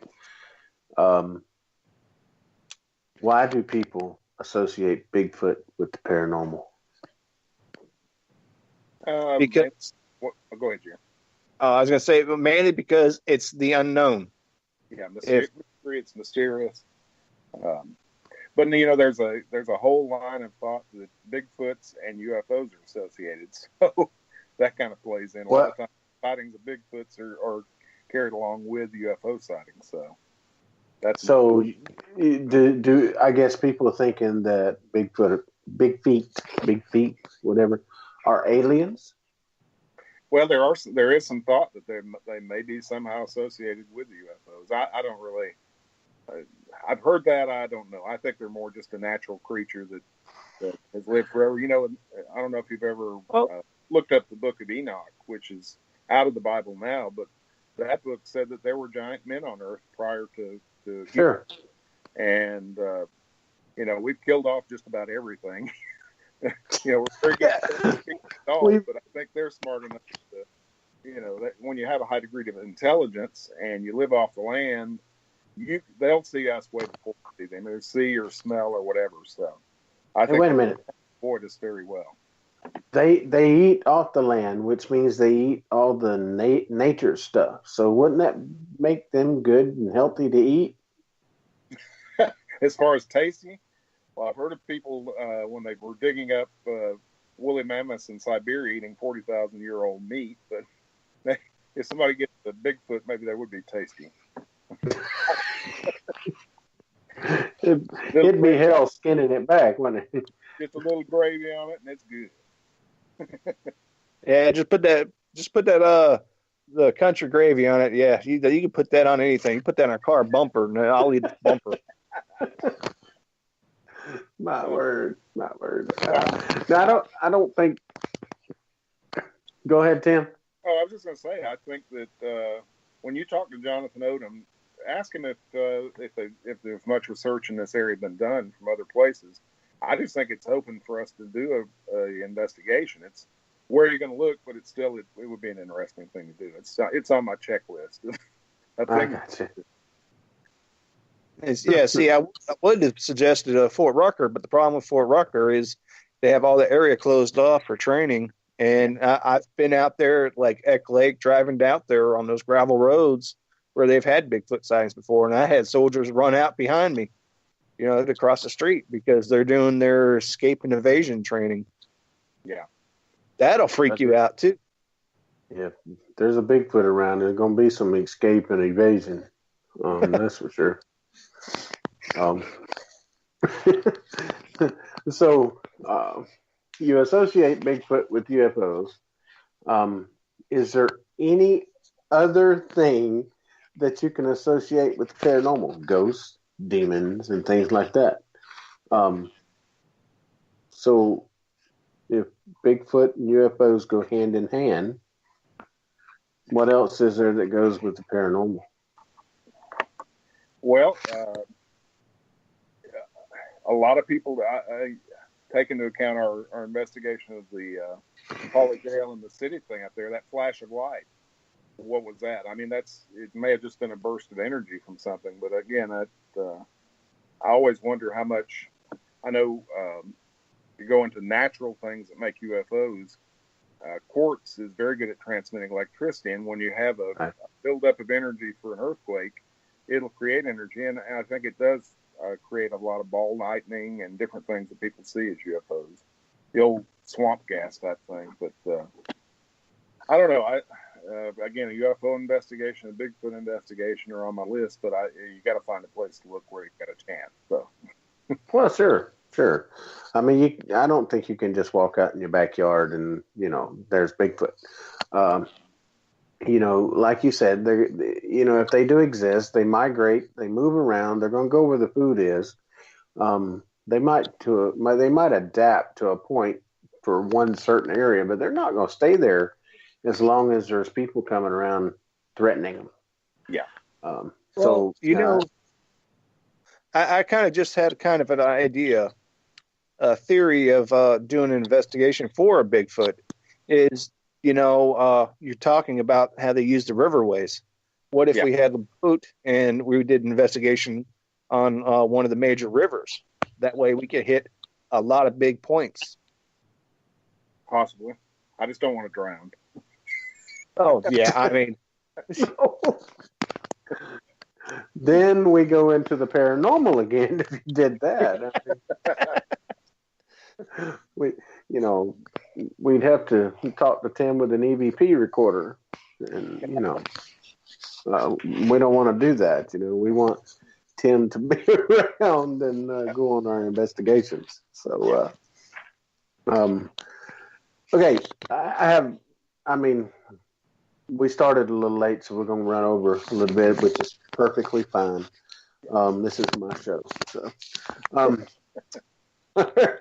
So, how do you think that the paranormal TV shows has affected good teams out there like us, you guys, Emerald Coast, teams that we know that are good? Nathan's group up there, Alabama Paranormal Research.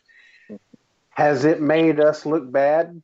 I mean, you got Zach Bagans running around every other show being possessed, and I guess he's got a priest on standby, when he gets through with the show. But all that hoopla and all that deceit makes us look bad, I think. I mean, what do you think? Well, all right. There's pros and cons to those shows. I get some ideas from them, such as equipment wise. Mainly because there's really no like magazines for us, for like for tech and all that. But yet I think the shows do more harm than good. I've seen some things on shows where I've gotten some ideas to try out on investigation, and they actually work. Right. Like getting that level laser, that Black & Decker laser to put on the floor, so you have a solid beam going straight across the floor. I think that was I saw that on one of the shows there, and I thought that was a great idea, and I tried it, and it worked. As well as learning how to put up cameras a lot better. Yeah. But the story wise, I think their stories are just hogwash, basically. You take a look at, when Ghost Hunters first came out with that show, the first season they had, not every show they caught something, but now when you go back and watch all the older seasons, they find something every time, and that makes you pretty much start thinking, hey, you know what, could have been staged. And then you start hearing the original crew all left, and you hear stories about them saying a lot of stuff was rigged and that's why they left or got fired. But it's that guy Zach. I saw his first documentary he did, and that was kind of interesting. Then when Ghost Adventures came out, that guy, I just wanted to smack him upside the head. Geez. I don't know what. Well, you said you see it as negative. I see it as positive. I don't think I'd proof if it weren't for the original Ghost Hunters when they came out, and they actually tried to find reasons for whatever, if they heard a noise, let's try to find it. They were real good at that for the first 2 or 3 seasons. And that was, wow, there's actually people out there that are trying to get scientific knowledge of this, not just walk around and tell a story. And they were working at that. Zach's show, all of them, I think, whenever you have something like that, it raises the interest. And so people are more interested in it. I don't think we would have the number of people trying to get into the groups and that sort of thing without it. So it's there's some good, there's some bad, but I think overall for me it's positive because it did open up the subject to me. Well, see, Tim, the reason why I'm saying I think it's doing more bad is because you get the people that have no training watch the shows, and then they go out because they don't say anything on the shows, anything about having permission to go to these places. They automatically assume that, hey, we can go there. And next thing you know, they're jumping the fence, and the cops show up, and they say they're ghost investigators or ghost hunters, and then it puts a bad taste in people's mouth of other groups, unless you have a TV show. There's a world full of idiots. Unfortunately, yeah. Yeah, What is your thought on it, Stan? I don't know. Well, I tend to see the negative. Of course, now I used to watch Paranormal State with Ryan Buell, right? And I used to watch Taps. Mm-hmm. I think it came on a Wednesday or whatever. I never missed it.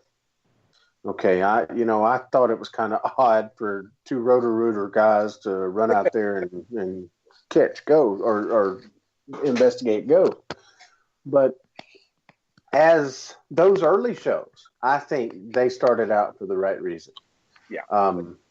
And then as the networks, as it kind of fell off, the lack of people watching it, the ratings and stuff like that, then the network stepped in and said, okay, we're going to have to spice this up a little bit. Let's say this happened. You just simply turn around and say, what was that? And it gets all the audience sitting on the edge of the couch going, damn, what was that? I didn't hear. Did you hear that? And then eventually everybody's going, I heard that on that show last night, and that just boosts and boosts and boosts the ratings. Yeah. Well, I also see Jerry's point. You got Zach Bagans and several of the others, not just Zach Bagans. Yeah.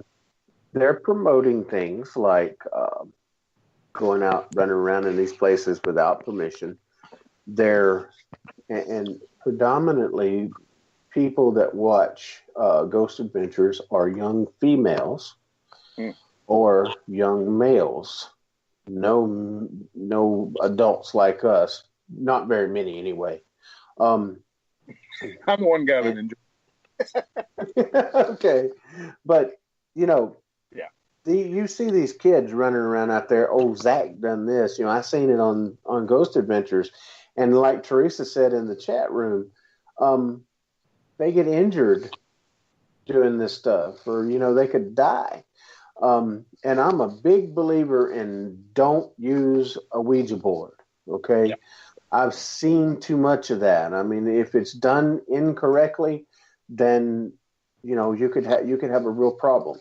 And they're sold at Walmart to 13-year-olds, and they see it on these paranormal shows. These people are using the Ouija board, running around, commanding spirits and stuff like that. Of course, we know Zach.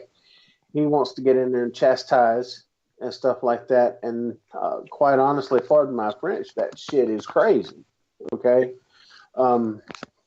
it's just a crazy thing, and that's what these shows have progressed into. Yeah, is ratings.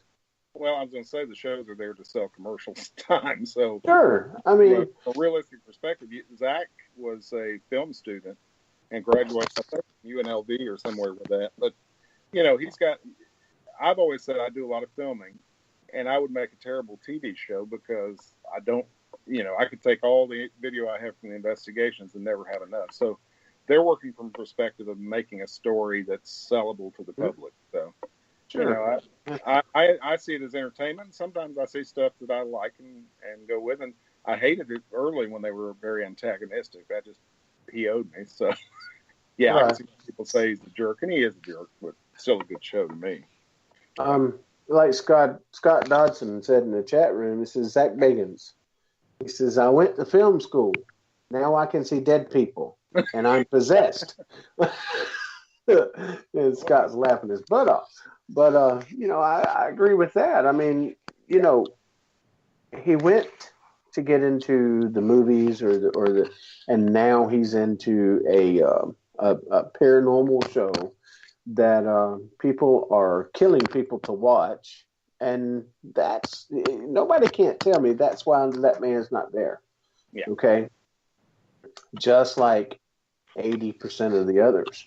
Now, of course, we went into Pauly jail right behind Ghost Asylum. Right. All right. Now. I tend to watch them more than I do the others. Yeah. I really don't think that you can catch a ghost. I was going to say they're Ghostbusters traps are interesting, but they're interesting though. I mean, sure it is. I mean, it's different. Right, it's different, and but where it comes into causing people to harm themselves or go into places without permission, you go into some of these old abandoned buildings, these things might fall on you. And, I mean, especially the ones around here. I mean, they've been abandoned; they're half falling in, and so it's not a. And of course, all the drug use that people have associated with it and stuff like that. I think overall, these shows make us look bad. And the groups that's really out there to make a difference and prove to people that there are paranormal activity, there are spirits like this, and there are negative spirits. We've experienced them. Yeah. And but they won't, they're not possessing everybody every show, and I think that's a deceitful thing to promote that way. Yeah. I mean, how many spirits has ever run through you during an investigation? I've never had anything. I've had people that have had that happen, but not me. That's why I say I'm the rock. They don't run through me. They just hit me and bounce off. You like me, you're thick. So, pling. So, yeah, another thing, I know this is a little off topic, but here in the South, very hard a lot of times just because of religious beliefs, people say ghost hunters, and they do the little cross finger and like, get away. So, right. I think, other than compared to like the Northeast or the West Coast, they're a little bit more open. But here, a lot of times it's hard to get an investigation started when people say, no, we don't want ghost hunters, that can, whatever. So. Right. Well, it's like I had, we've got a new employee here at my work, and, and she's, when she found out I was a ghost investigator, she just, oh my goodness. She says, yeah, there's no such thing as ghosts. I explained to her about EVPs and how do you explain that? She says, oh, that's just God. It's like, well, God, some of these EVPs, God needs to be watching his language then, because I don't mean to offend anyone with that, but when you have the F word coming across, I don't think God would be saying that. And it's kind of like your religious perspective too.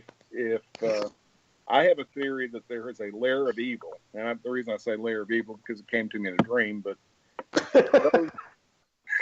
okay, but what I'm trying to say is that from a religious perspective, those folks who've lived a good life and whatever their religion, the good folks are going and rejoining God and rejoining the universe. And there's some that will never see the face of God.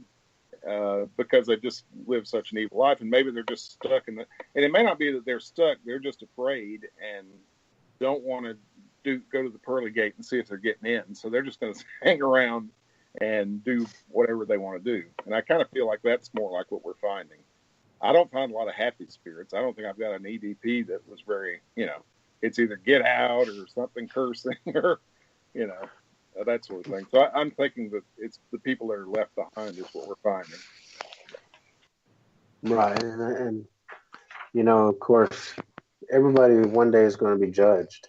Yeah. And so when that day comes, then we might find something different. We may not be able to contact the spirit at that point. But of course, we won't be there to do that either. So I think there's spirits out there that are negative.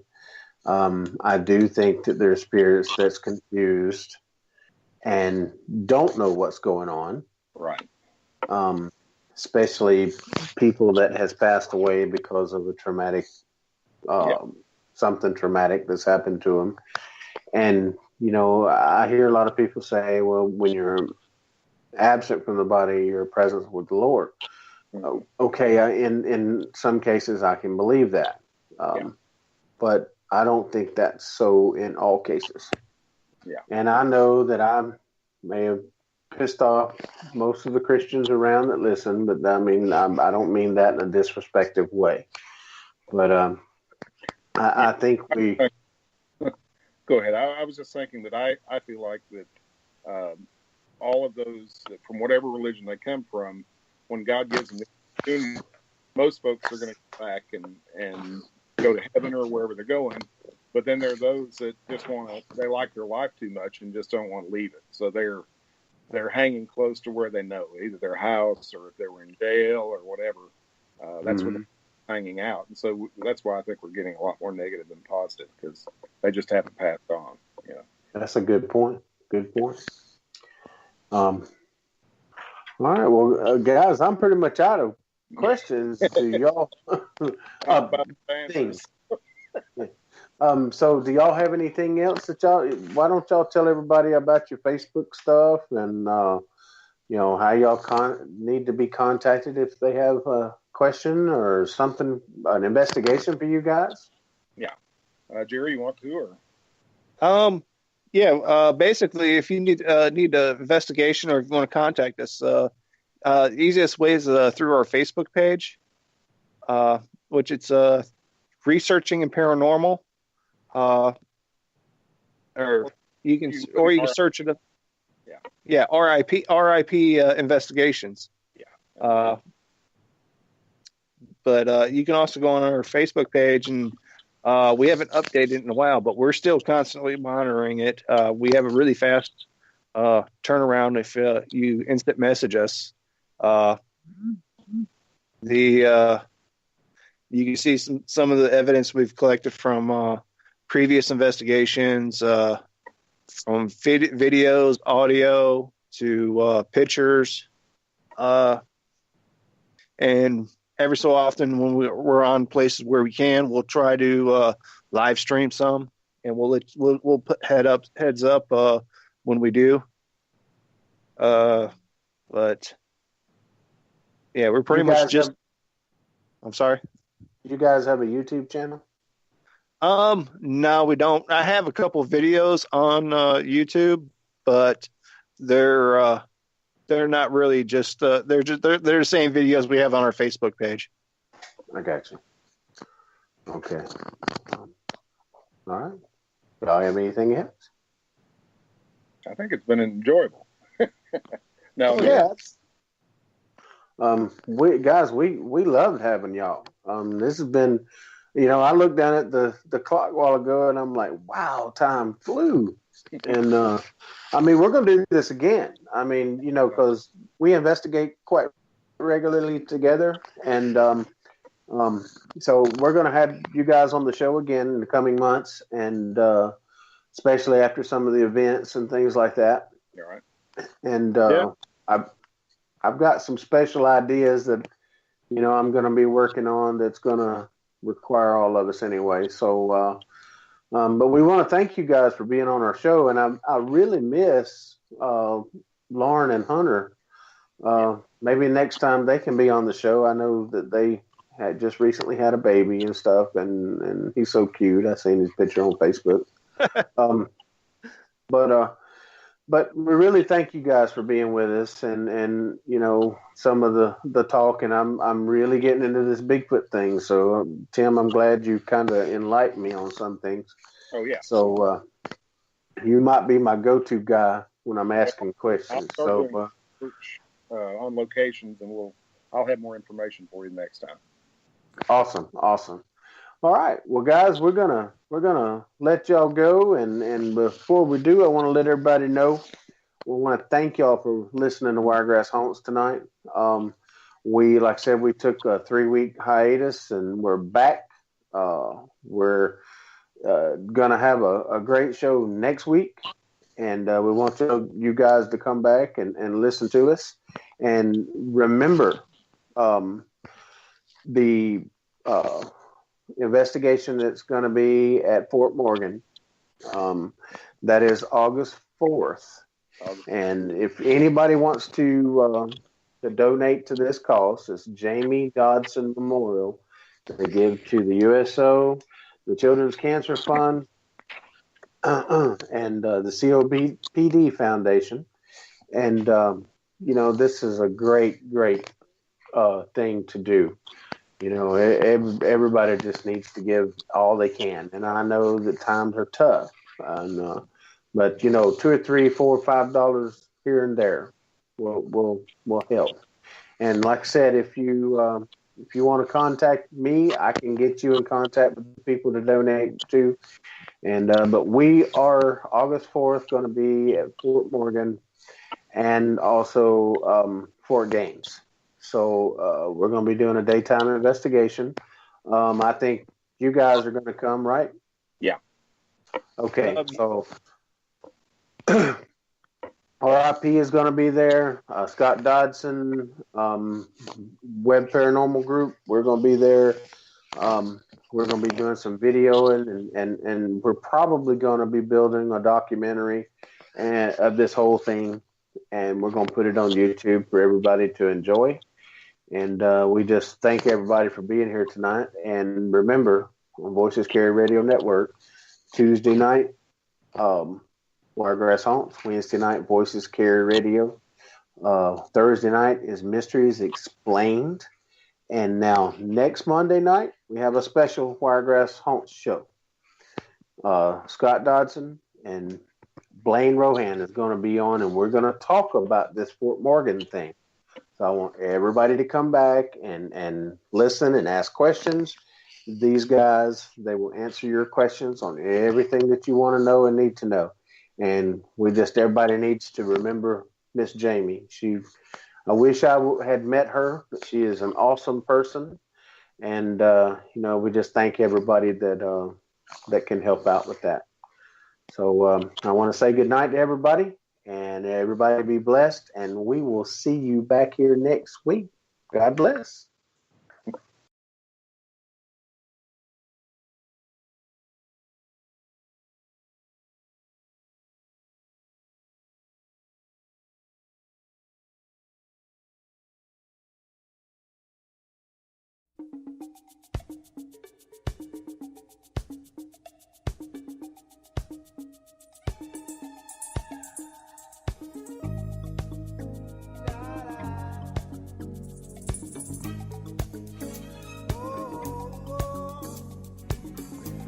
Well, my friends, the time has come.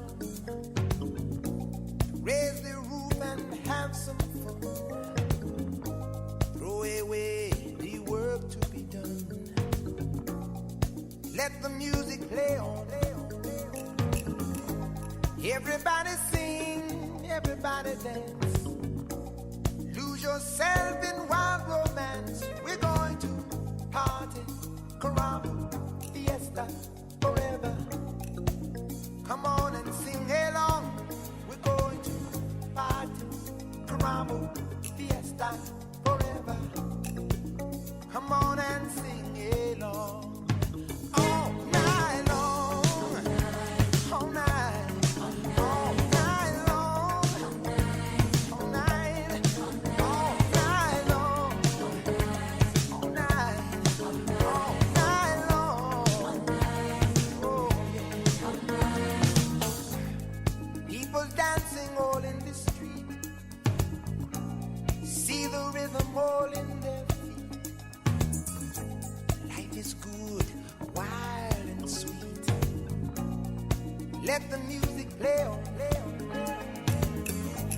Feel it in your heart and feel it in your soul. Let the music take control. We're going to party, climbing, fiesta, forever. Come on and sing my song.